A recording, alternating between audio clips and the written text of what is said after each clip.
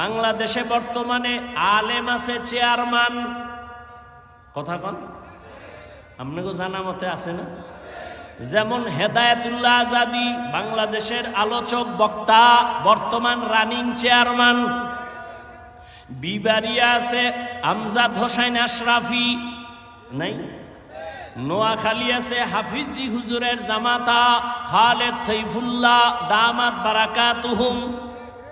সাইকেলে চালের বস্তা লইয়া বাড়ি যাইয়া মেপে মেপে সরকারের বরাদ্দ করা চাউল দিয়ে আসে। আলেম ওলামারা জনগণের দায়িত্ব যদি নেয়, আলেম টুপিওয়ালা পাগড়িওয়ালা তসবিওয়ালা যদি জনগণের দায়িত্ব নেয়, কিছু হবে না হবে জানি না, তবে চুরি হবে না, দুর্নীতি হবে না। জুজবা হকচি জে মখাজ ইনসোজা ফজলে উআ মস্তে দর জুমলা জাহা। এই সিলেটের যুবকেরা, আওয়ামী লীগে গিয়ে যদি দাড়ি কাটার সুযোগ থাকে, বিএমপিতে গিয়েও থাকে, আবার কোন ইসলামী দলে ঢুকেও যদি দাড়ি কাটার সুযোগ থাকে, তা আওয়ামী লীগ বিএমপি আর তোমার ইসলাম তো সুরাতে একই হয়ে গেল। তা ইসলামটা কি আওয়ামী লীগের মতো?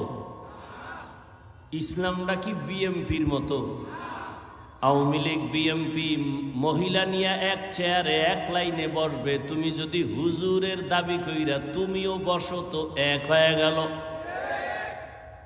কি ভালো করিয়া বুঝিও, আল্লাহর আদালতে দাঁড়াইয়া হিসাব দেওয়ার ভয় অন্তরে জমা করিয়া রাষ্ট্রের চেয়ারেও যদি বসো, আবু বকর কেমন বসা বলছেন?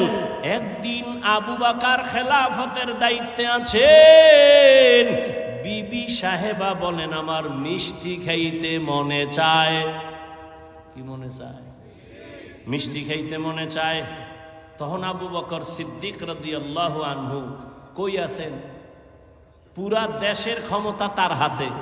হ্যাঁ, তা আবু বকর সিদ্দিক বলেন, ও বিবি, মিষ্টি খাওয়ানোর টাকা আমার হাতে নাই।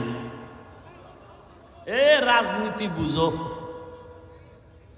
তোমার ধান্দাবাজি আর চান্দাবাজি না, ইসলামের রাজনীতি বুঝো।